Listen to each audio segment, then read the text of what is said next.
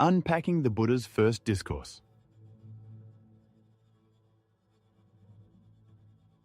Episode 12. Purified Knowledge. First, what do we even mean by unpacking? We can define unpacking as the intense scrutiny of traditional Buddhist and Zen texts. A scrutiny that often breaks down the texts sentence by sentence, phrase by phrase, and occasionally word by word. And why even unpack at all? Because not all of us have the opportunity to regularly engage with a living, breathing, enlightened teacher. Understanding that in the Zen tradition, it's this engagement that substitutes for the critical reading of the traditional texts.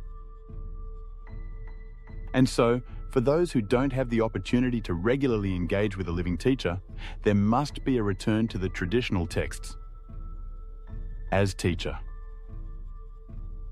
And with that return is the understanding that the texts are best approached as sequences of riddles, or perhaps as sequences of landmines. And these riddles must be reconciled, these landmines cleared, if we are to truly make progress. Let's continue. Consider the following text excerpted from the Sutta. Setting in motion the wheel of the Dhamma. But when my knowledge and vision of these four noble truths, as they really are in their 3 phases and 12 aspects, was thoroughly purified in this way, then I claimed to have awakened to the unsurpassed perfect enlightenment in this world, with its devas, Mara, and Brahma. In this generation, with its ascetics and Brahmins, its devas and humans. The knowledge and vision arose in me. Unshakable is the liberation of my mind. This is my last birth. Now there is no more renewed existence.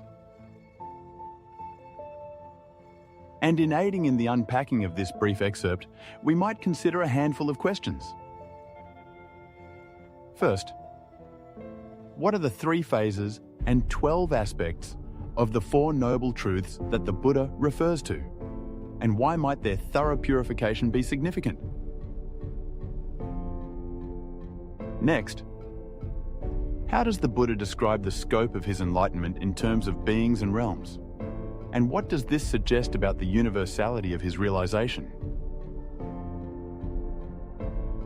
How does the inclusion of devas, Mara, Brahma, ascetics, and humans expand the scope of the Buddha's awakening?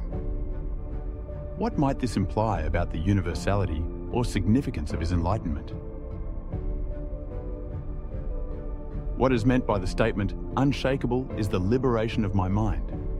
And how might this differ from temporary states of peace or clarity?